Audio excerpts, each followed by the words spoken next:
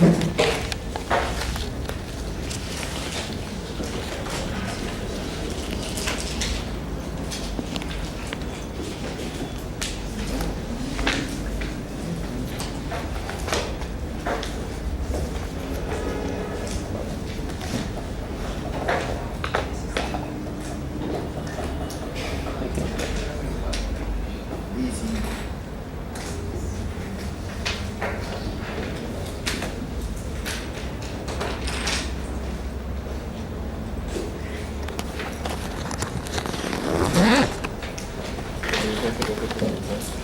como estoy en duda aún. Me voy a dedicar a... ¿Qué? ¿Qué es eso? No sé. Es el capítulo de South Park. Cuando Butters se vuelve ¿Con sobre la chupa? Seguro que el policía al final se casa con el negro y lo termina arrestando. algo así,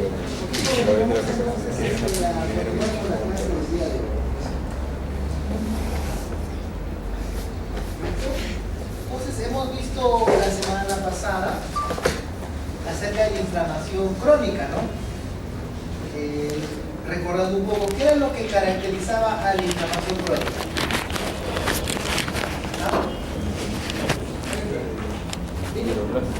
Presencia de macrófagos, ¿qué más? Tejido fibroso. No tanto los macrófagos, no vamos a hablar de las células mononucleares. Macrófagos, linfocitos, plasmocitos y la presencia de tejido fibroso. El tejido fibroso que estaba compuesto por ¿qué células? También lo vimos en la parte práctica, ¿se acuerdan? Inclusive les llegué a mostrar cómo diferenciar las células. ¿Cuáles eran? Fibroblastos, fibrocitos, colágeno y vasos sanguíneos neoformados. ¿Correcto? Les llegué a mostrar eso en la parte práctica. Bueno, entonces, dentro del grupo de inflamaciones crónicas propiamente dichas, existe la inflamación granulomatosa, que es una forma especial de inflamación crónica. Es por eso que la inflamación granulomatosa lo vamos a situar dentro de la inflamación crónica. No es un proceso separado, este es un proceso que es un tipo de inflamación crónica. Es un tipo de inflamación crónica. Obviamente este es un proceso que requiere también tiempo, ¿correcto?, para su presentación. Entonces acá la pregunta que nosotros nos hacemos es, ¿cómo así se forma el granuloma? Bueno, recordar algunos conceptos. ¿Cuál es el concepto importante? Que la inflamación granulomatosa es un proceso crónico, ¿correcto? Es un proceso crónico, dominado por macrófagos con células epitelioides y células gigantes o células multinucleadas. Células gigantes o células multinucleadas. ¿Correcto? Posee un patrón de inflamación crónica. ¿Qué quiere decir esto? Vamos a ver las células mononucleares y vamos a ver el tejido fibroso. Ahora bien, ¿qué es lo que inicia la inflamación granulomatosa? Acá el enunciado dice, lo inicia una serie o una variedad de agentes infecciosos y no infecciosos. Este es un detalle bastante importante, porque nosotros vamos a encontrar granulomas infecciosos y granulomas no infecciosos. En los granulomas infecciosos, ¿qué tipo de célula multinucleada nosotros observamos? Lo vemos también en la práctica. ¿Ah? Las células de Langerhans, muy bien. Y en el granuloma no infeccioso, las células del cuerpo extraño. Muy bien, eso es importante. Entonces seguimos avanzando. El desarrollo y la regulación de los granulomas requiere de múltiples factores, principalmente un agente iniciador que ocasiona la lesión, que es generalmente un agente etiológico, ya sea infeccioso o no infeccioso. ¿Qué cosa? Que tenga como característica importante que no se pueda digerir, que no se pueda degradar. Cualquier agente que no se pueda digerir, que no se pueda degradar, puede formar granulomas. ¿Ustedes alguna vez se han puesto a pensar qué es lo que pasa con aquella espina o con aquella astilla que se le mete en el dedo, correcto, y que no la puedo sacar? ¿Qué creen ustedes que va a pasar con esa astilla que se está metido en el dedo? Correcto, esa astilla no va a desaparecer. Alrededor de esa astilla, ¿qué cosa es lo que se va a formar? Un gránulo, ¿correcto? Se va a formar un pequeño nodulito ahí y que va a estar alojado ahí, bien separado de todo tu organismo, va a estar esa astilla que ha formado un gránulo. Porque esa astilla es una sustancia o un material indigerible y que tampoco se puede degradar. Entonces ahí nos encontramos con la presencia de numerosas células, ¿correcto? Principalmente linfocitos. La respuesta inmune de los hospederos, usualmente una respuesta mediada por linfocitos. Y aquí me quiero detener un rato. Existen dos poblaciones de linfocitos, los linfocitos TH1 y los linfocitos TH2. Entonces, en base a qué linfocito predomine, vamos nosotros a ver el granuloma. Entonces, así como nosotros vamos a ver granulomas tipo TH1 y granulomas tipo TH2, ¿correcto? Granulomas tipo TH1 y granulomas tipo TH2. Va a haber una interrelación entre varias citoquinas producidas por la célula dentro de la lesión inflamatoria crónica. Esas citoquinas que van a permitir la formación de los granulomas. Vamos a seguir revisando. Importante. Entonces, etiología. Materiales o sustancias que son resistentes a ser eliminados o degradados. Vamos a citar, jóvenes, en un primer momento aquellos materiales inertes. A los materiales inertes. Aquellos que son considerados como no infecciosos. Como por ejemplo, algunos compuestos minerales como el asbesto, como el sílice, como células minerales. También de repente plantas y materiales extraños como el gras, como la queratina, como los materiales de sutura, ¿correcto? Esos compuestos inertes forman granulomas. Muchas veces cuando generalmente al animalito se le sutura a la piel, ¿correcto? Con nylon. Si ese nylon no se retira en el lapso más o menos de 7 a 10 días, alrededor de ese material de sutura se van a formar granulomas. Y si nosotros lo viéramos al microscopio, veríamos que esos granulomas están formados por numerosas células multinucleadas del cuerpo externo.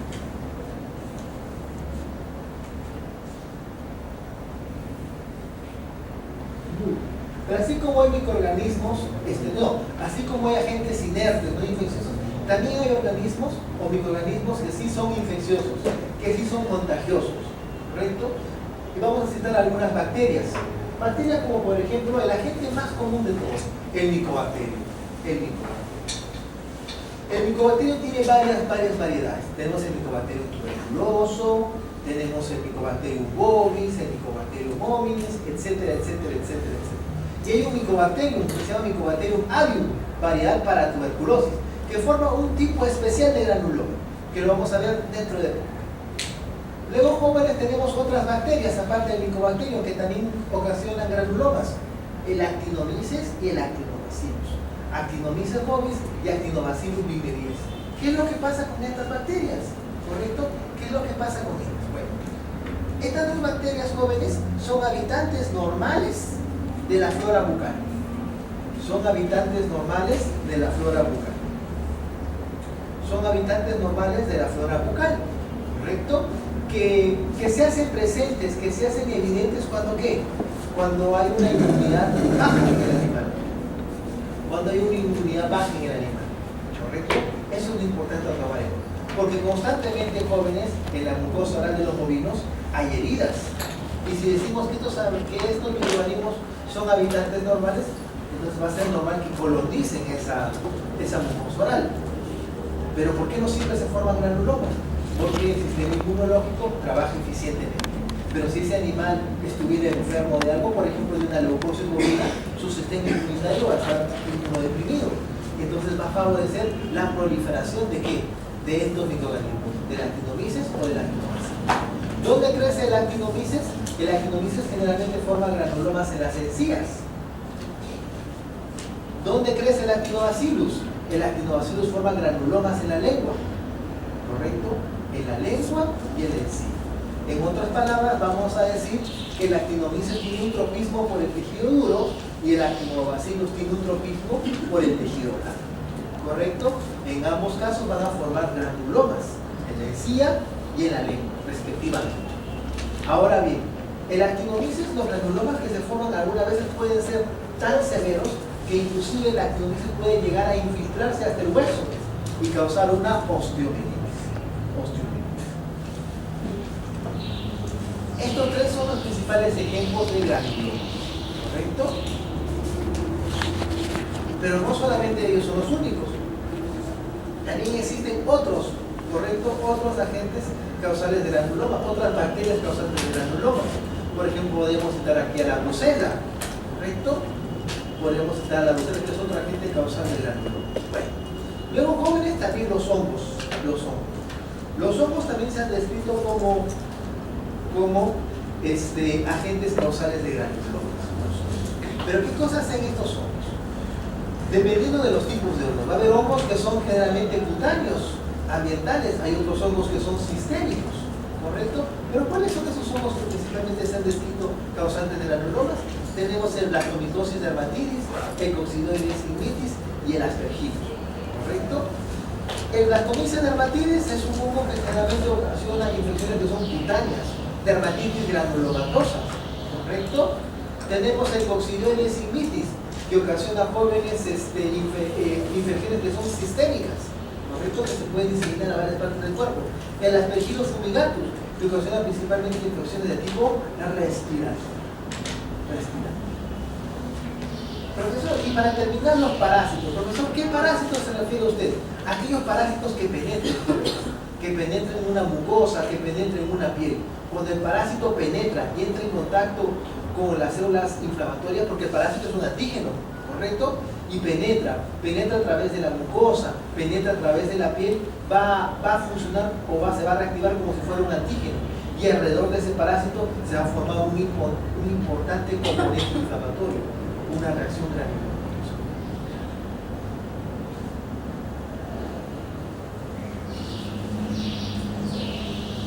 Entonces, jóvenes, en los granulomas vamos a encontrar dos células muy características. Una célula que ambas células van a derivar de macrófagos. O sea que estas células se van a conocer como macrófagos transformados. Los macrófagos transformados pueden ser básicamente de dos tipos. El primer tipo es la célula epitelioide, que es un macrófago transformado.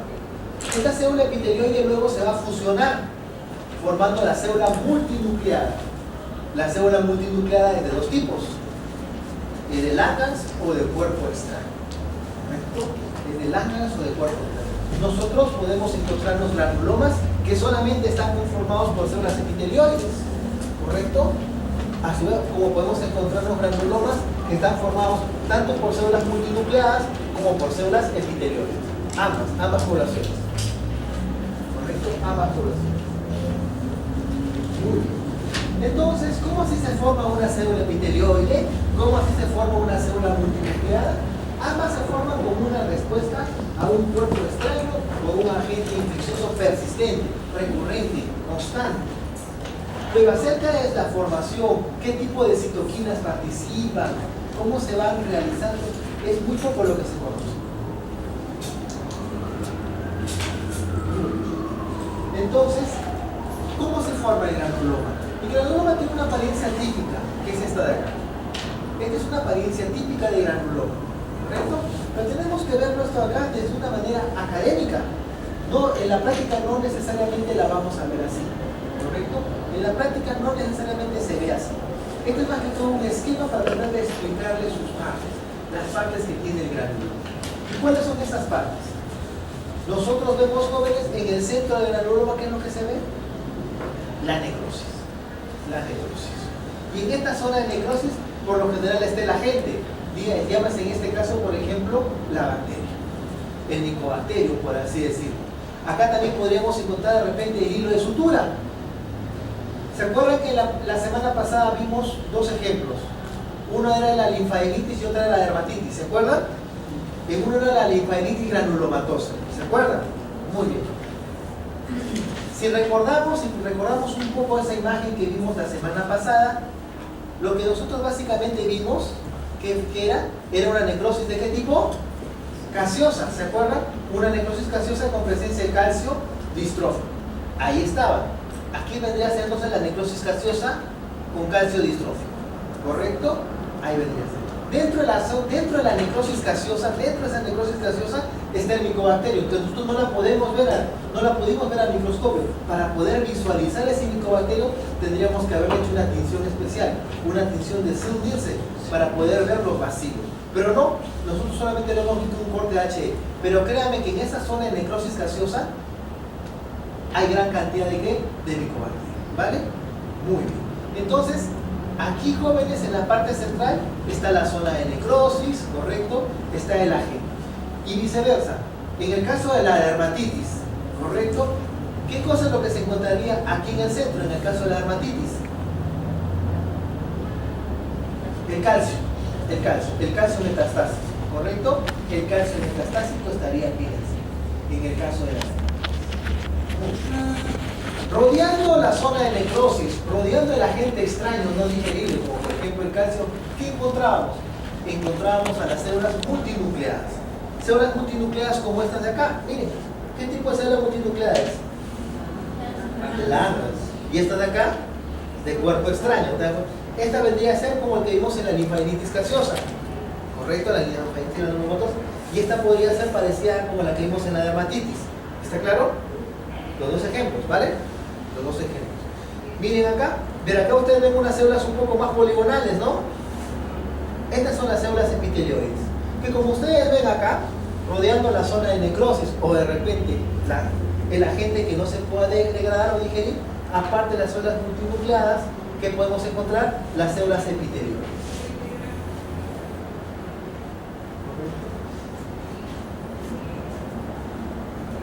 Rodeando la presencia de estos macrófagos, y ya en la parte más externa, vemos de cosas, la infiltración de ¿qué?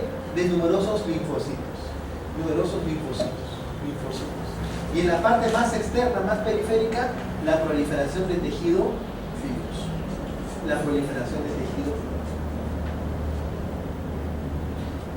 En resumen, jóvenes, esta imagen que ustedes ven acá es la imagen de granuloma, ¿correcto? Con todas sus partes, con la zona de necrosis central, con la presencia de células multinucleadas, células epitelioides, linfocitos y tejido fibroso. Pero vuelvo a repetir, esta es una presentación académica, no siempre lo vamos a ver así.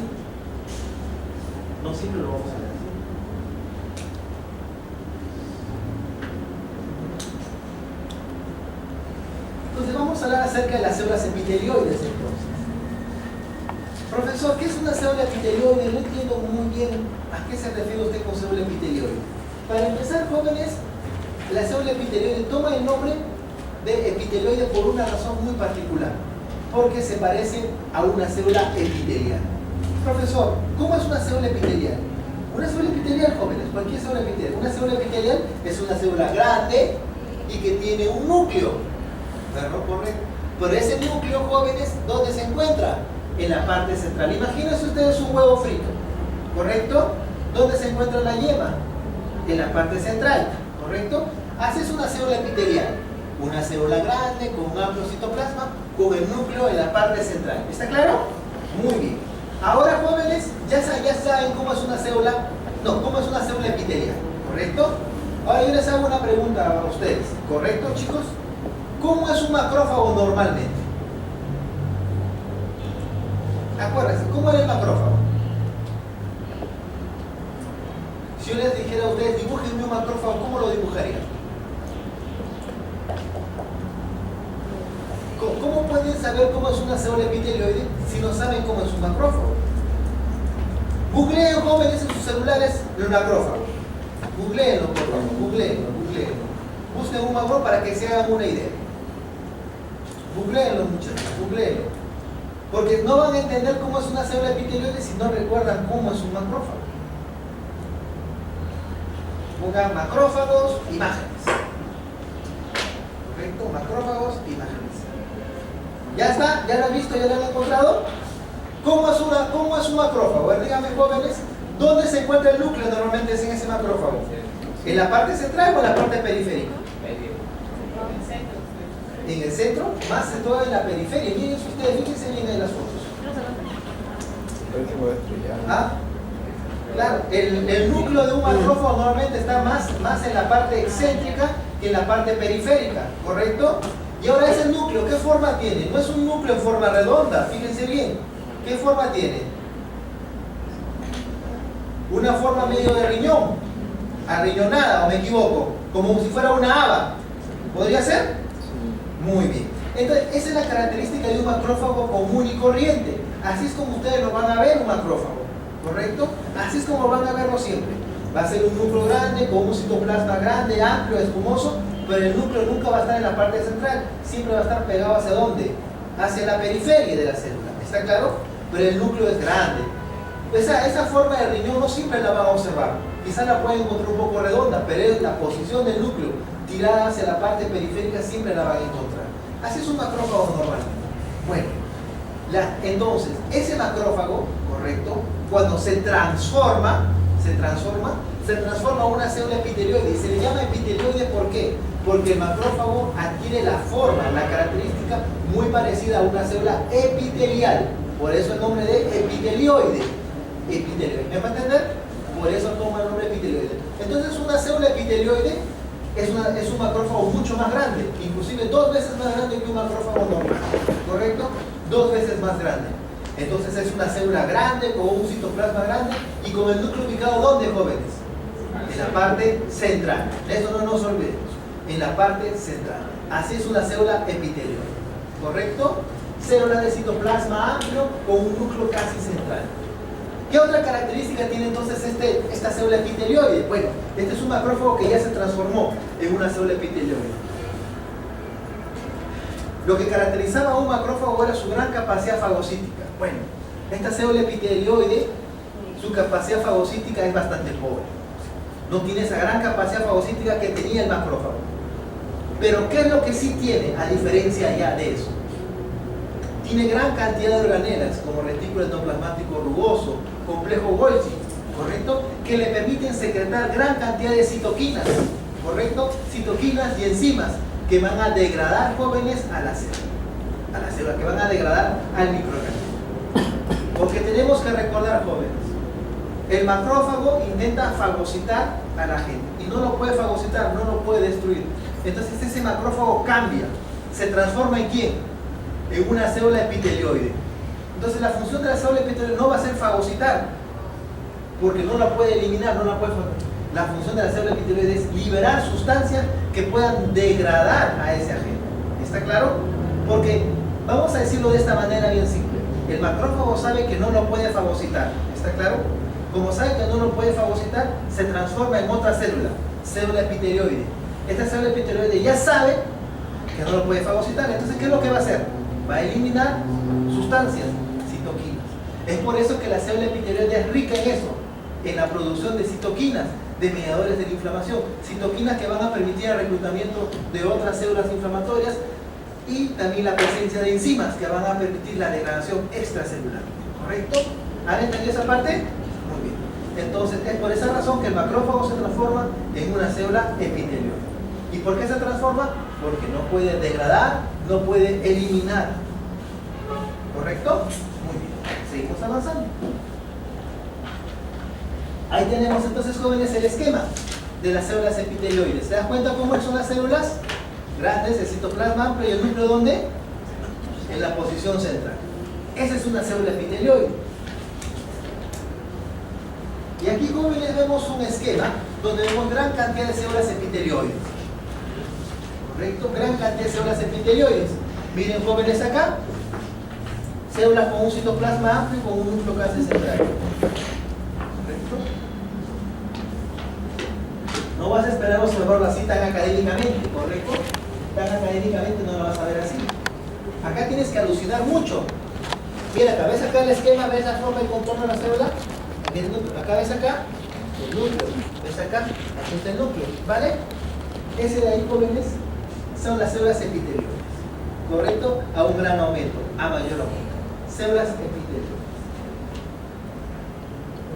Acá, jóvenes, vemos otra imagen de las células epitelioides, ¿correcto? Miren ustedes acá, ahora están en el estómago, ¿correcto? Aquí ven ustedes células con un citoplasma bastante amplio y con un núcleo casi central, ¿correcto? Son las células epitelioides, gran cantidad de células epitelioides. Acá llegan a visualizar las células epitelioides. Acá está una, ¿correcto? Acá está otra. ¿Ven acá? ¿Correcto? Se ven bien ahí las células epitelioides. también. Jóvenes, ¿qué distinguen ahí que les llama la atención? A ver, en primer momento. ¿Qué es esto acá? ¿Célula de Langhans o célula de cuerpo extraño? Cuerpo extraño. ¿Ven acá? ¿Sí o no? Ahí está la célula multinuclear. Pero quisiera que viéramos bien. Acá vemos la presencia de linfocitos, seguramente que es un ganglio. Pero jóvenes, estas células que están acá, con un citoplasma rosado, no son células multinucleares. ¿Qué tipo de células creen ustedes que son? ¿Ah? Son células epitelioides. Estas células epitelioides se van a fusionar para formar esto acá. Seguramente con el paso del tiempo, estas células que están por acá se van a terminar fusionando para formar algo parecido a esto de acá. Profesor, pero yo no lo observo como en el esquema de acá. Obviamente no lo vas a poder observar así tan parecido, chicos. No lo va a poder, porque esto ya es en la práctica, ¿correcto? Lo que estábamos viendo anteriormente eran esquemas, ¿correcto? Pero así es como ustedes lo van a observar. Si viéramos nuevamente la imagen, ¿se acuerdan de la linfadenitis granulomatosa? ¿Se acuerdan que vimos la semana pasada? Ahí, jóvenes, si vieran la necrosis gaseosa, rodeando la necrosis gaseosa hay una gran cantidad de este tipo de células epitelioides. Ustedes solamente la semana pasada vieron la célula multinuclear de tipo Langhans. No les mostré las células epitelioides porque todavía no teníamos la red. ¿Correcto? No teníamos la red.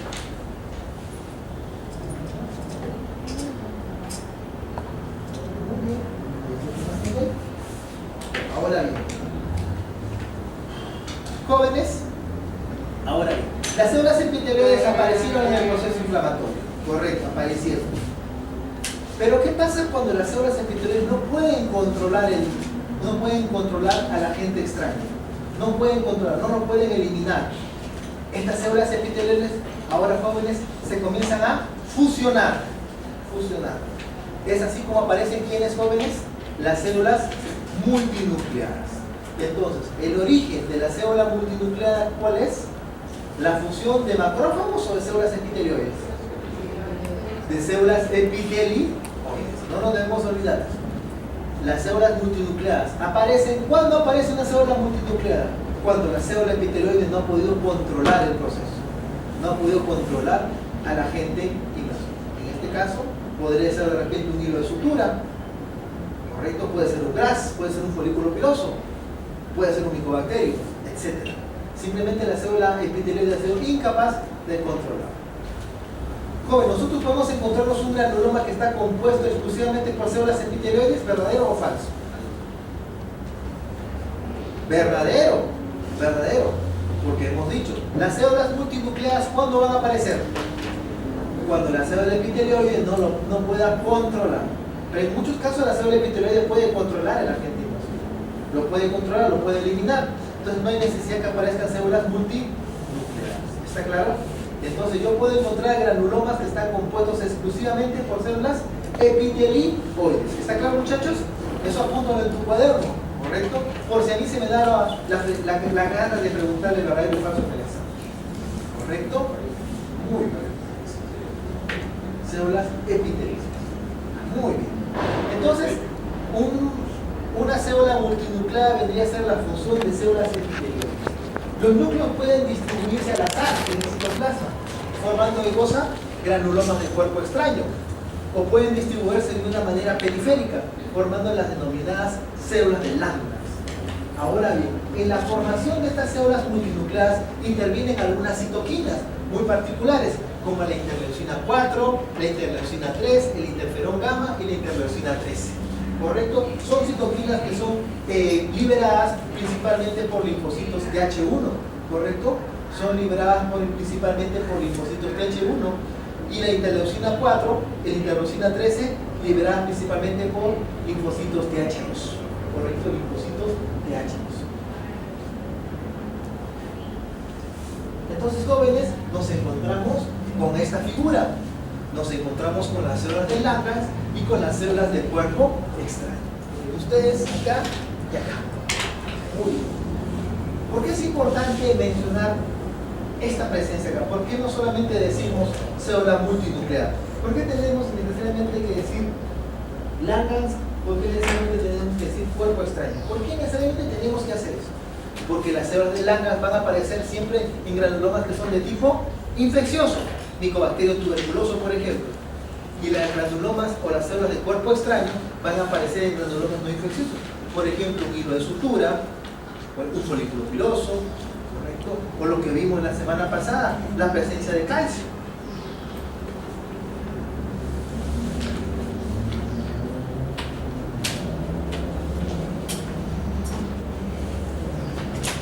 Muy bien.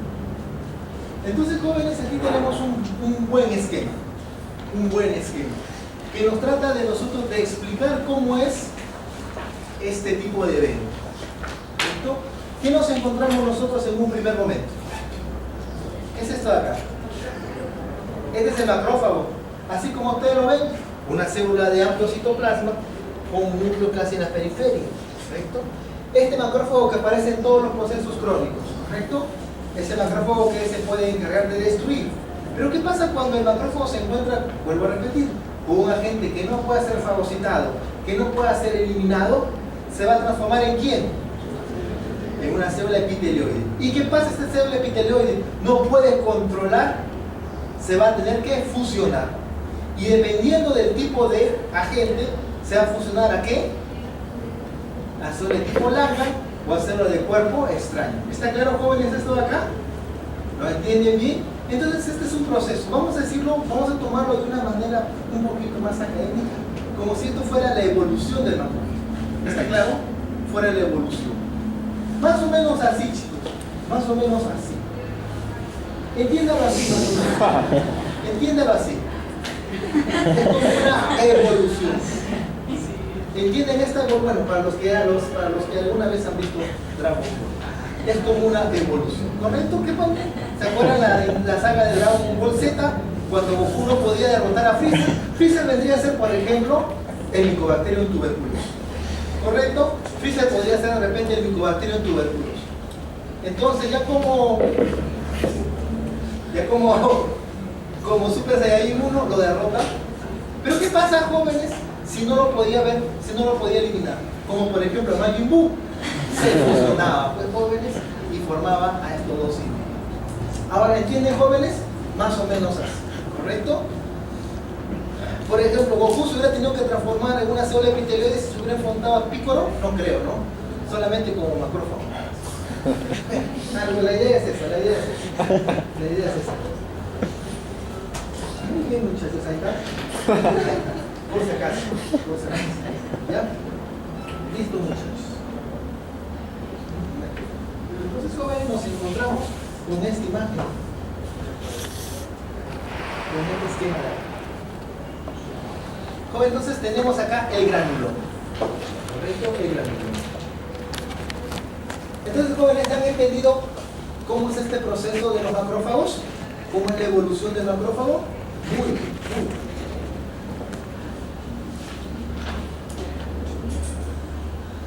Entonces, jóvenes, ¿qué es lo que se encuentra siempre en la parte central? La zona de necrosis. O se encuentra el agente. Rodeando están los macrófagos.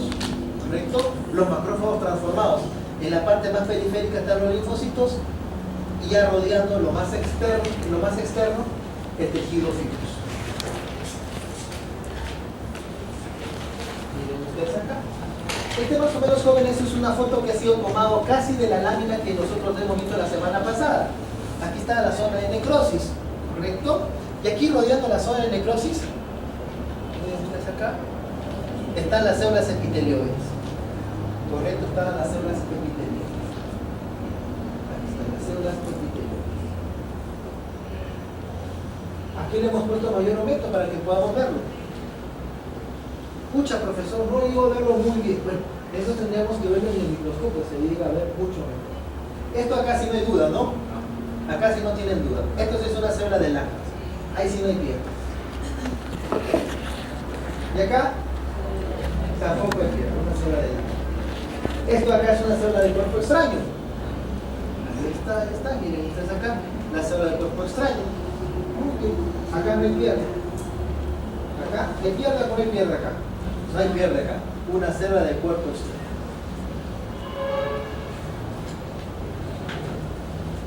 Entonces, jóvenes, Ya creo que estamos entendiendo muy bien acerca del granuloma y acerca de las células que lo conforman. ¿Quiénes participaban? Las células epitelioides, las células multinucleares. Aquí, jóvenes, sí me quiero detener un poco. ¿Qué linfocitos son los que van a participar? Linfocitos TH1 y linfocitos TH2. El granuloma que yo les he estado explicando hasta ahorita, ese granuloma que tiene el centro de necrosis todo bonito con partes, ese granuloma está conformado básicamente por linfocitos TH1. Por eso también se le conoce como granuloma tipo TH1. Se le conoce como granuloma TH1. ¿Correcto? Ese es un granuloma que está netamente formado por una inmunidad mediada por células. ¿Correcto? Es un granuloma formado por una inmunidad mediada por células. Netamente por eso. Una inmunidad mediada por células. Aparte de eso, profesor, ¿qué me puedo encontrar? Algunas veces yo me puedo encontrar, jóvenes, en la parte central, en la zona de necrosis, ¿correcto? En esa zona de necrosis, gran cantidad de ¿qué? De neutrófilos. O de repente, en lugar de neutrófilos, gran cantidad de ¿qué? De eosinófilos. Gran cantidad de neutrófilos o de repente gran cantidad de eosinófilos.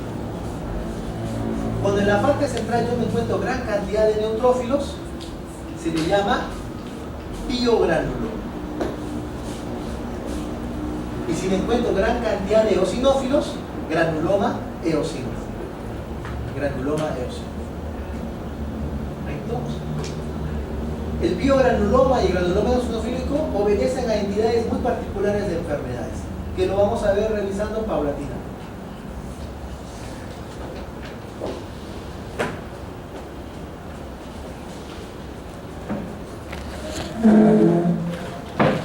Entonces, jóvenes, acá me quiero detener un poco. Jóvenes, entender esto acá es bastante importante. ¿Cómo se presentan los granulomas? ¿Correcto? Lo que yo les he estado explicando hasta ahorita, ese granuloma bien bonito que tiene la zona de necrosis, las células multinucleares que lo rodean, luego los linfocitos, luego el tejido fibroso, vendría a ser esta presentación del granuloma. ¿Cómo lo observan ustedes? En el tejido, como unos nódulos, ¿no?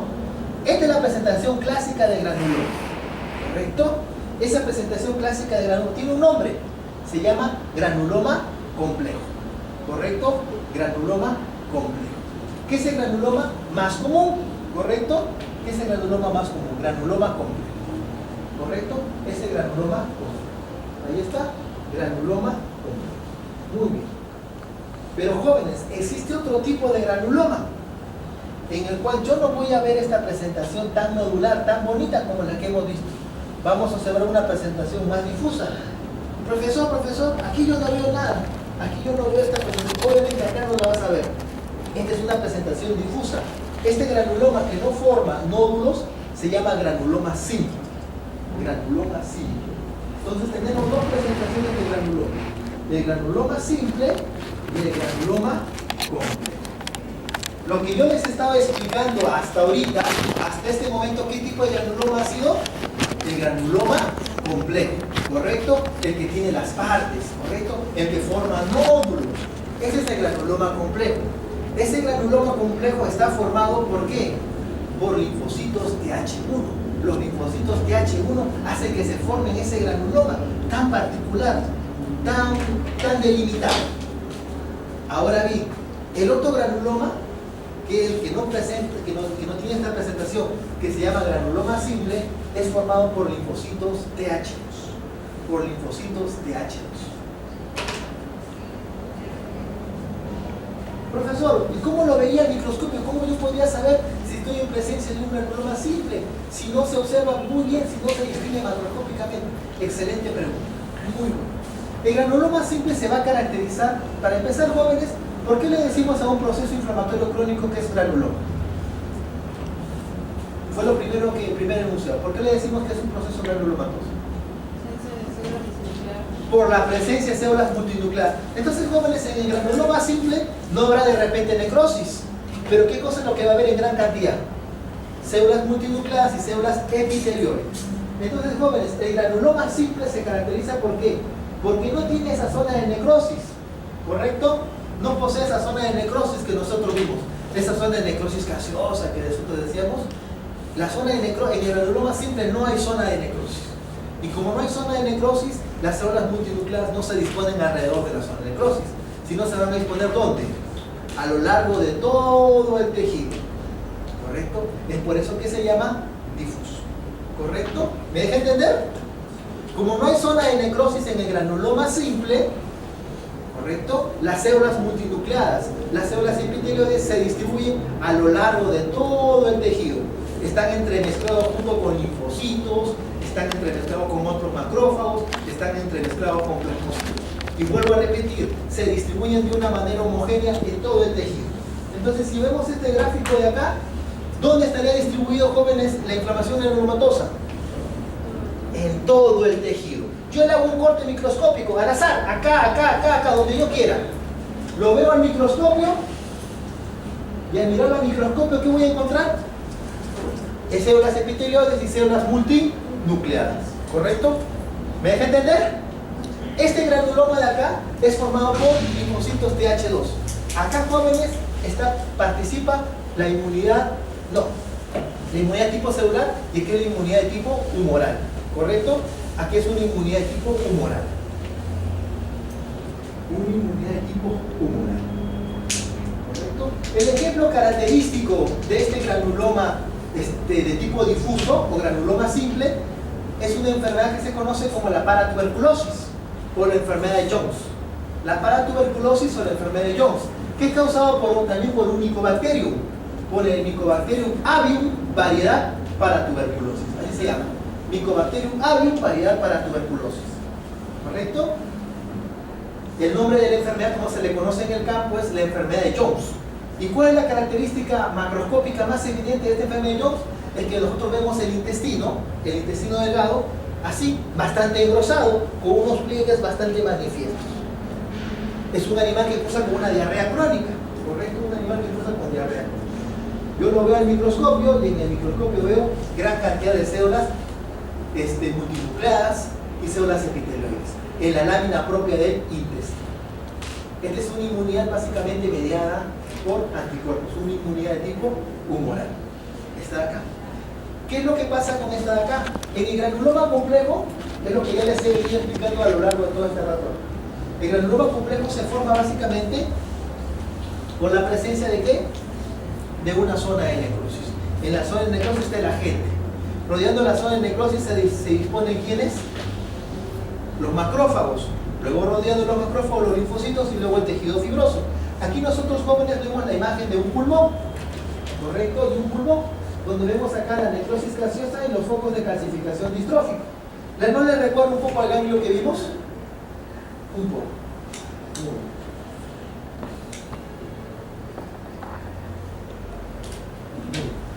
El ejemplo típico y característico del granuloma complejo es la tuberculosis. El agente causante de la tuberculosis es el Mycobacterium tuberculosis. ¿Correcto?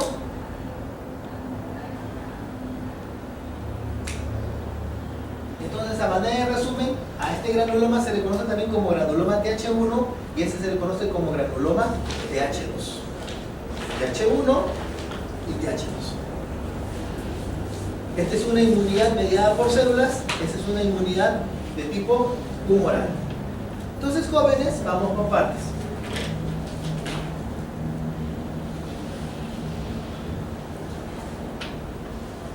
Ya hemos dicho, jóvenes, que esta de acá, la enfermedad característica acá, ¿cuál es? La tuberculosis. ¿Y acá? La enfermedad de Jones o paratuberculosis. ¿Está claro? Inmunidad de tipo humoral. ¿Y esta inmunidad de tipo? ¿En dónde intervienen los anticuerpos? ¿En cuál de ellos? Entonces, jóvenes, y esta es una pregunta importante. Si yo quisiera diagnosticar la enfermedad, ¿en cuál de ellos no serviría la prueba de Lisa? ¿En cuál de ellos no sirve la prueba de Lisa? ¿Cómo era ¿En cuál de ellos no sirve la prueba de Lisa? la izquierda? A ver, Ayrton, ¿en cuál de ellos no sirve? Esa es una pregunta para concurso. ¿En cuál de ellos, y seguramente hasta el examen te pueden haber preguntado, ¿en cuál de ellos no sirve la prueba de Lisa y por qué? ¿Por qué? Claro, Claro, la tuberculosis es una inmunidad básicamente mediada por células. Ahí no hay producción de anticuerpos. Ahí no sirve hacer una prueba de qué? De ELISA. ¿Correcto? Pero para la enfermedad de Jones sí sirve hacer pruebas de ELISA porque sí hay producción de anticuerpos. Es por eso, jóvenes, que cuando se quiere hacer un estudio de prevalencia de tuberculosis no se hace prueba de ELISA. ¿Qué es lo que hace? Se hace la prueba de PPT. ¿Correcto? ¿Está claro, muchachos? Entonces la explicación es eso básicamente. Porque uno jóvenes es inmunidad mediada por células y el otro es una inmunidad de tipo humoral. ¿Claro? TH2 y TH1. No debemos olvidarnos nunca de esto de acá. ¿Correcto? Esa es la explicación. Miren, jóvenes. Ahora, jóvenes, miren acá. ¿Granuloma simple o granuloma complejo? Muy bien. No hay distingue zona de necrosis. ¿Qué es lo que están viendo distribuido de una manera difusa? Numerosas células multinucleadas. Así es como verían, jóvenes, la enfermedad de Jones, por ejemplo, la paratuberculosis. Así es como verían la lámina propia del intestino. Verían, jóvenes, en la lámina propia gran cantidad de células multinucleadas. Esto que lo ves acá, que no lo distingues muy bien, son las células epiteliales. Muy bien, chicos, muy bien. Ahí, jóvenes, ¿qué es lo que ven? También granuloma simple. Muy bien. Aquí está la célula multinucleada, aquí hay células epiteliales. ¿Eso qué sería? ¿Granuloma simple o granuloma complejo? Complejo. ¿Y cómo te has dado cuenta? ¿Por la zona de qué? Esta es la zona de necrosis. Por la zona de necrosis. Muy bien. ¿Te das cuenta? Y sobre esta zona de necrosis, ¿quiénes están comenzando a disponer? Las células multinucleadas.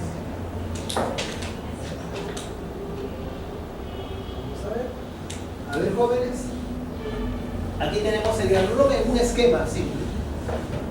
Si nos citamos esto acá, ¿qué vendría a ser esta parte de acá del granuloma? ¿Qué vendría a ser esto de acá? La zona de necrosis, muy bien. Todo esto acá vendría a ser la zona de necrosis. La parte periférica de la zona de necrosis, ¿qué vendría a ser esto de acá?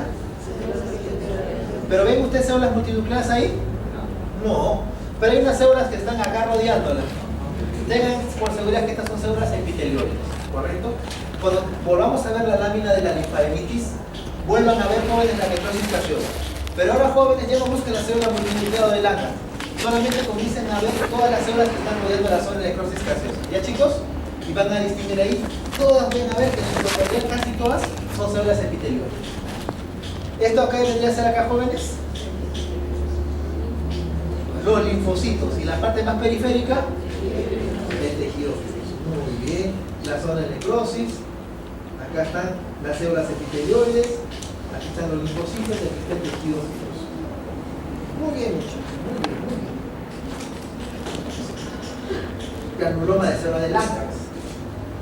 Del cuerpo externo. Jóvenes, este lo hemos sacado del caso de que vimos la semana pasada, de la dermatitis. ¿Correcto?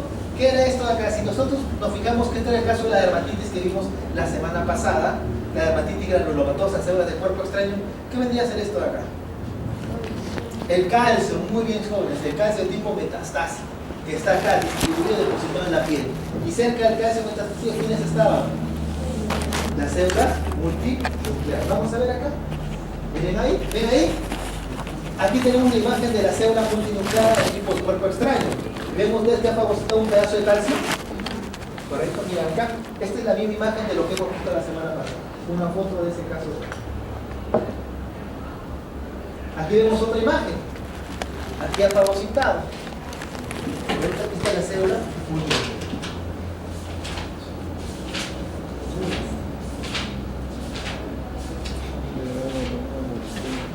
Entonces, jóvenes, ya para terminar esta idea, no debemos de confundir nunca inflamación granulomatosa con ¿qué? Con tejido de granulación. Profesor, ¿qué es el tejido de granulación? El tejido fibroso. Y otra cosa que también es importante, no debemos de confundir nunca la inflamación fibrinosa, la fibrina, ¿con qué? Con el tejido fibroso.